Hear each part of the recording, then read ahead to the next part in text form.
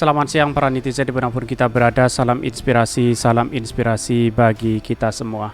Ini agak menarik juga ternyata ya, Sandiaga Uno keluar dari Gerindra, teriakan Anies Sandi bergema di acara PKS. Benarkah seperti itu, begitu kan?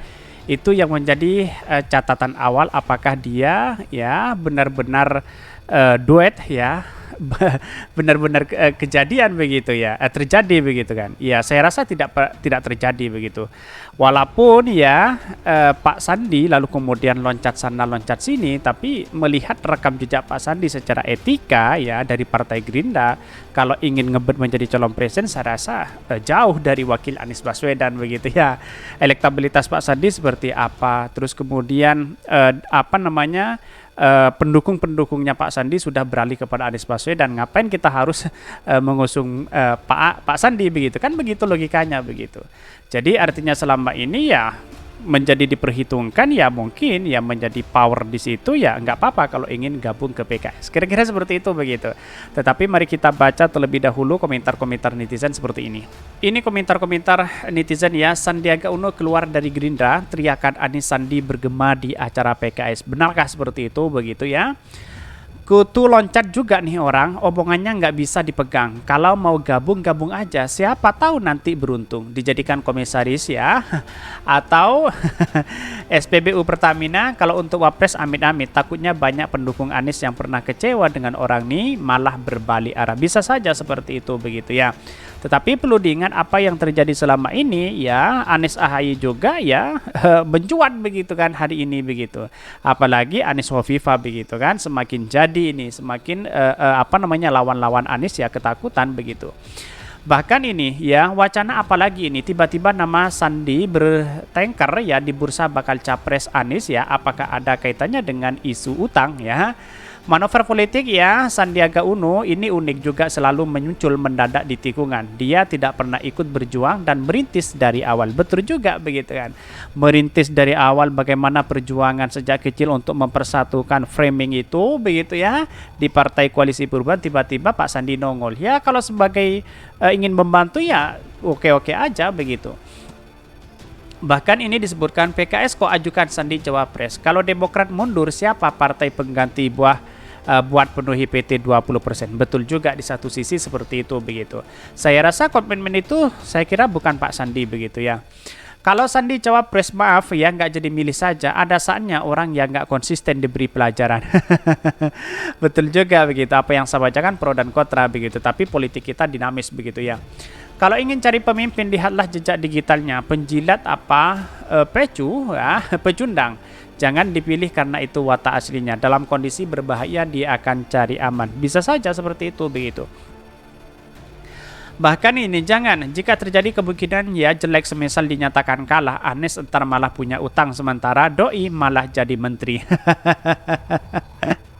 Ya bisa saja, ini menarik begitu komentar-komentar netizen seperti ini begitu. Karena apa? Karena selama ini ya Anies di DKI Jakarta, terus kemudian Pak Sandi ya bersama Anies, lalu kemudian Pak Sandi menjadi wakilnya Pak Prabowo waktu itu ya akhirnya kalah jadi menteri Jokowi hari ini begitu kan. Orang banyak kecewa di situ begitu. Bahkan ini Sandiaga bergabung ke P3, mantap lah. Kalau untuk bursa cawapres Anies bisa saja. Tapi bagaimana nasib AHY? Kalau AHY tidak jadi pasangan Anies, maka koalisi perubahan bisa bubar. Demokrat bisa cabut dari koalisi atau enggak Demokrat. Harus legowo yang menerima kenyataan pahitnya. Ya bisa saja seperti itu begitu.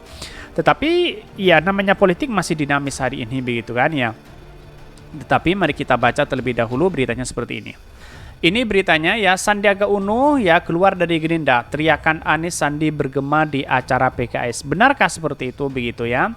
Dikutip dari Gelora ya, petinggi Gerindra ya Sufmi Dasko Ahmad mengkonfirmasi hengkangnya Sandiaga Uno dari partainya. Hengkangnya Sandi juga sudah diinfokan ke Prabowo Subianto.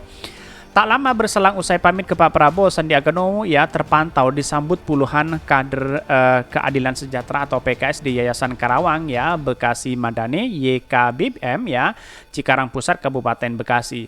Sandi disambut puluhan kader dan pengurusnya ya, di sini disebutkan Kemudian Sandi disambut oleh pengurusnya DPW PKS, Presiden PKS Ahmad Sehu juga ikut menyambut di acara itu. Ada teriakan yel-yel Anies Sandi di acara tersebut yang disambut Sandiaga Uno ya dengan senyum. Sandiaga mengumumkan alasan menghadiri kegiatan PKS tersebut. Dalam kesempatan itu Sandiaga Uno juga menjawab peluang dirinya berduet dengan Anies Baswedan di Pilpres di 2024. Ya, saya yakin ya pimpinan partai politik seperti Ustadz Syaihu akan mengusulkan yang terbaik untuk NKRI yang percaya proses ini masih berjalan selama 6 bulan ke depan. Artinya kalau Anies Baswedan, kalau PKS menyodorkan Anies Baswedan yang mana dulu tidak masuk dalam kerangka berpikir ya, kerangka pemenangan strategi politik di koalisi perubahan, tiba-tiba muncul di situ. Wah, ini agak tidak konsisten begitu. Artinya PKS juga ada celah di situ begitu kan. Memasuknya yang kemudian orang berpikir loncat sana loncat sini begitu kan. Bisa orang berpikir seperti itu begitu. Ya mau tidak mau ada embel-embel apapun kecuali dia menteri nanti ya bisa saja begitu kan. Kalau cawapres ya tetap antara AHY dengan Bu Hovifah begitu. Bisa saja seperti itu begitu. Karena yang digodok dari sejak awal ini dua orang ini begitu. Jadi tiba-tiba nongol di situ, wah ini kalkulasi politik ya apa yang diperhitungkan begitu. Lalu Demokrat dapat apa kan begitu logikanya begitu kan? Ya mau tidak mau kita harus tahu bahwa perjuangan Partai Demokrat dengan yang lain hari ini juga bisa memungkinkan AHY menjadi cawapres Anies Baswedan begitu. Bahkan ya saya selalu mendengar masukan para ulama ya Ustadz sholat istikharah dan semua harus dengan restu pimpinan yang harus memastikan Pak Prabowo Subianto legowo dan pimpinan pemerintahan memberikan restu itu yang terpenting. Sebelumnya Partai Gerindra mengungkapkan kalau Sandiaga Uno sudah menyampaikan niatan untuk pamit ke Pak Prabowo Subianto, Prabowo pun menyerahkan keputusan itu kepada Pak Sandi. Bahkan Ketua Harian Partai Gerindra Sufmi Dasko Ahmad menyebutkan komunikasi Sandi itu disampaikan saat pertemuan ya dengan Prabowo di kantor Kemhan ya beberapa waktu lalu. Pak Sandi sudah pernah juga menyatakan diri akan pamit dari Gerindra dan setahu saya Pak Prabowo menyatakan ya ditimbang saja baik buruknya. Karena Pak Prabowo juga cerita kepada kami bahwa dalam pertemuan itu Sandi menyatakan hal tersebut ya kata Sufmi Dasko kepada wartawan. Sufmi Dasko Ahmad menyebutkan Prabowo menyerahkan keputusan itu kepada Pak Sandiaga Uno. Prabowo minta Sandi menimbang ya baik buruknya ke depan atas keputusan hengkangnya dari Partai Gerindra. Oke, secara kalkulasi politik, secara etika sudah sah sebenarnya dia sudah pamit ya secara baik-baik kepada partai Gerindra begitu. Tetapi pertanyaannya hari ini adalah bahwa kenapa kok Anies Baswedan pindah saat menjelang Pilpres begitu? Ada apa? Ada godaan apa begitu kan? Itu yang menjadi catatan penting kepada kita begitu. Apakah Pak Sandi karena ingin ngebet menjadi calon presiden lalu kemudian ya mau tidak mau kita harus bergabung kepada partai P3 atau PKS begitu? Saya rasa kalau gabung tidak menjadi masalah begitu ya, kecuali di satu sisi ya menjadi cawapres ya saya rasa jauh begitu.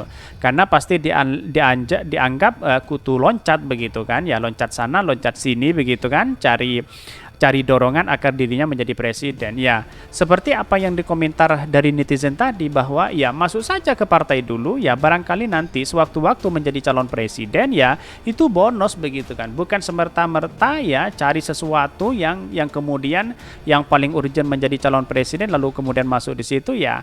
Di mana letak logikanya bayangkan begitu kan. Berjuang dulu di situ begitu ya. Koalisi Perubahan ya perjuangannya sangat luar biasa begitu. Jadi artinya selama ini kalau Pak Sandi masuk di situ lalu kemudian PKS ingin menawarkan cawapres, wah ini bisa gagal koalisi perubahan yang sekarang ini solidnya luar biasa begitu ya. Tetapi perlu diingat catatan demokrasi akan tahu siapa sebenarnya Pak Sandi begitu kan. Kemarin ya 2 bulan yang lalu muncul spekulasi katanya 50 miliar dan sebagainya ya. Dan bahkan diungkapkan langsung begitu kan ya. Jadi sekarang mulai ada istihoro dan mungkin agak semakin sedih ya ketika melihat itu begitu. Tahu-taunya politik kita ya seperti itu, masih dinamis begitu kan, ada pro dan kontra begitu ya. Ya inilah bukti bahwa Pak Sandi itu tidak bisa dipercaya begitu. Dalam artian ya kalau memang dia konsisten membangun dirinya, karirnya ya setidaknya dia bertahan di Partai Demokrat begitu kan ya. Ujung-ujungnya nanti yang menjadi calon presiden kalau Pak Prabowo sudah jadi kan tinggal Pak Sandi kan begitu logikanya begitu. Jadi ketua partai sekarang sangat disayangkan sekali kalau memang ya mengambil Pak Sandi ya, apalagi P3 dan PKS mengambil itu di waktu momen tertentu, wah, orang akan berspekulasi itu begitu. Itu sangat menarik sekali begitu untuk kita diskusi begitu ya. Mungkin itu yang kami sampaikan, tonton terus channel Hodari Podcast hari ini karena ada berita-berita menarik dan viral setiap harinya. Salam para netizen, salam inspirasi bagi kita semua. Jangan lupa di subscribe channel YouTube Hodari Podcast Rakyat ini.